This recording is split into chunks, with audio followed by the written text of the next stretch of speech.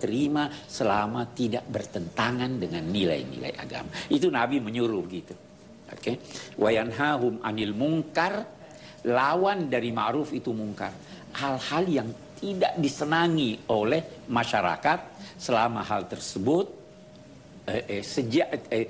dan hal tersebut tidak sesuai dengan nilai-nilai agama. Itu Nabi Muhammad datang membawa ajaran itu. Wa yuhillu lahumut thayyibat. Nabi yang datang ini menghalalkan semua yang baik. Apapun yang baik dia halalkan. Wa yuharrimu alaihimul khaba'ith, mengharamkan kepada mereka semua yang buruk. Nah ini nanti, walaupun belum ada di Quran narkoba, tapi buruk nggak? Buruk. Udah haram. Ya kan? Baik boleh, buruk tidak boleh. Itu Nabi Muhammad datang seperti itu. Wa yada'u anhum israhum wal aghlal allati kanat alaihim. Nabi ini juga membebaskan mereka, orang-orang Yahudi itu, dari ketentuan-ketentuan agama mereka yang memberatkan mereka. Saya beri contoh, Bu. Itu orang-orang Yahudi, kalau bajunya najis tidak usah dicuci lagi, tidak bisa dipakai. Berat enggak? Itu orang-orang Yahudi tidak boleh makan lemak sapi atau kambing. Tidak boleh. Semua yang berkuku tidak boleh. Terlalu banyak hal-hal yang berat. Nabi ini datang, boleh. Mereka tidak boleh mengail hari Sabtu. Ya. Semua boleh. Itu memberatkan mereka. Nabi Muhammad datang, meletakkan, membolehkan apa yang tadinya, membolehkan berdasar petunjuk Allah. Ya kan? Berdasar petunjuk. Wal aghlal allati kanat alaihim, dan belenggu-belenggu yang mengikat tangan mereka. Dulu itu orang Yahudi tersiksa di mana-mana. Nabi Muhammad datang, jangan bedakan Yahudi dan bukan Yahudi, semua manusia. Kalau mau bedakan karena dosanya, bukan karena jenisnya. Nabi Muhammad datang merintahkan, menetapkan keadilan walaupun terhadap musuh. Ini memberat, ini belenggu. Bisa jadi juga belenggu kebodohan. Itu semua adalah belenggu-belenggu.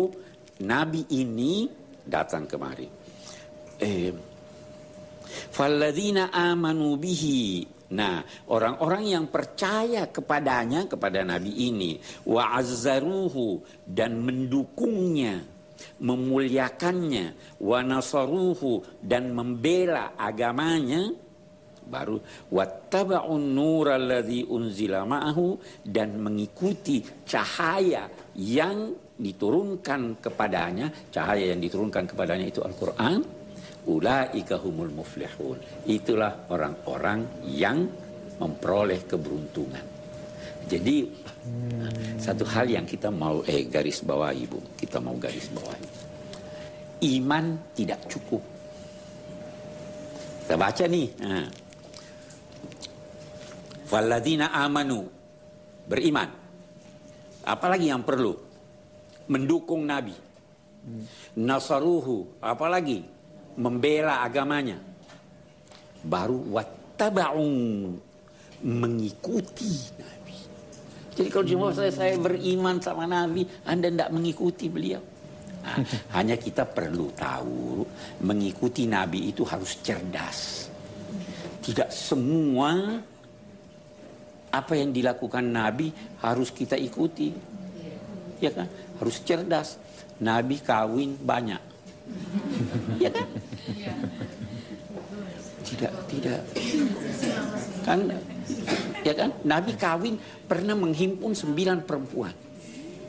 Kita tidak bisa mengikuti. Nabi puasa lanjut. Dari sahur, waktu buka masih puasa sampai besok. Nabi bilang, kamu tidak boleh ikuti saya. Ya kan? Nabi kalau tertidur, terlengah, tidak perlu berwudu. Kenapa? Dia bilang mata saya tidur, hati saya tidak tidur. Nabi tidak boleh terima sedekah. Jadi harus cerdas kita. Jangan setiap ini ikuti. Ada yang bilang haji napak tilas Nabi. Tidak harus semuanya. Ya kan? Nabi melontar setelah zawal. Jutaan orang. Tidak usah ikut. Ya kan? Saya kira itu. Jadi harus mengikuti dengan cerdas. Baik. Itu sebuah kalimat yang luar biasa. Mengikuti Nabi dengan cerdas. Mungkin membuka wawasan Anda terhadap apa yang selama ini Anda pikirkan. Saya akan segera kembali. Ada kesempatan kepada Bapak dan juga Ibu untuk bertanya langsung kepada Pak Quraish Shihab. Juga mungkin Anda. Jangan kemana-mana. Menemani Anda merasakan kedamaian hati di bulan suci Ramadan bersama Tafsir Al-Misbah di Metro TV. Saya Hilbram bersama Pak Quraish. Sebelum saya kasihkan kepada ibu-ibu untuk bertanya, Pak Quraish ada yang ingin ditambahkan terlebih dahulu? Saya tambahkan sedikit lagi satu ayat, lagi sepintas. Di ayat berikutnya ini Rasul Shallallahu Alaihi Wasallam mendapat perintah Allah, Qul, sampaikanlah wahai Nabi Muhammad bahwa wahai seluruh manusia, bukan cuma orang Arab, bukan cuma yang hadir pada masa beliau, seluruh manusia kapan dan dimanapun selama dia manusia. Inni Rasulullahi ilaikum jami'an. Saya ini adalah Rasul Allah kepada kamu semua. Apapun warna kulitmu, apapun anutan kamu sekarang, saya adalah Rasul Allah kepada kamu semua. Allah pemilik kerajaan langit dan bumi. Tidak ada Tuhan kecuali Dia. Dia yang menghidupkan dan yang mematikan.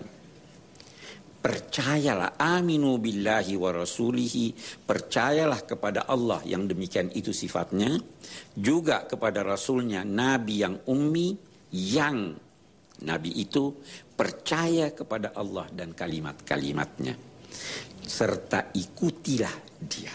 Kita lihat, yang saya ingin garis bawahi, Nabi itu percaya pada Allah dan kalimat-kalimatnya. Jadi dia bukan sekedar mengajak Anda percaya. Dia lebih dulu percaya.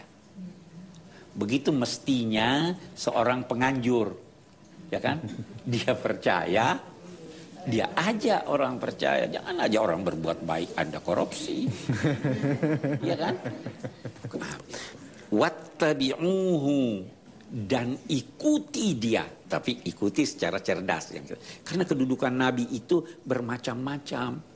Sekali beliau berfungsi sebagai Rasul, sekali beliau berfungsi sebagai manusia biasa yang punya keinginan, boleh jadi capek, tidur habis subuh atau sebelum subuh, setelah azan baring-baring sebentar, ya kan, senang makan kambing.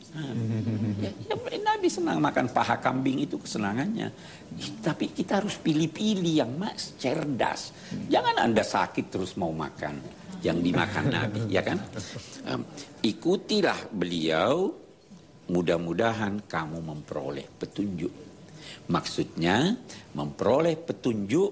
Petunjuk itu ada dua macam. Ada petunjuk sekedar memberitahu, ada petunjuk memberitahu dan mengantar menuju tujuan.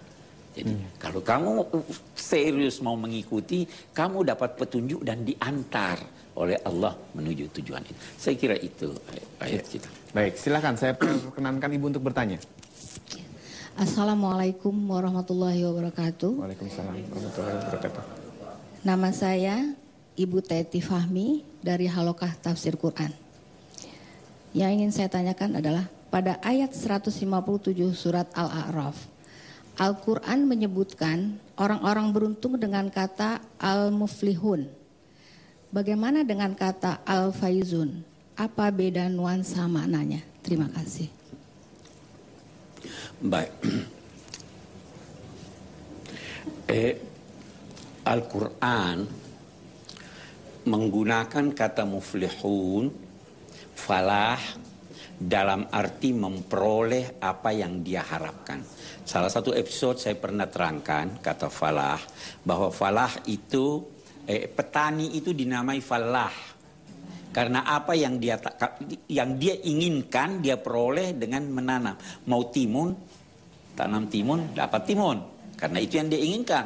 Kalau dia mau jeruk, dia tanam, itu falah. Jadi memperoleh apa yang dia harapkan di dunia dan di akhirat. Itu muflihun. Tetapi Al-Quran menggunakan kata faza, faiz dan sebagainya.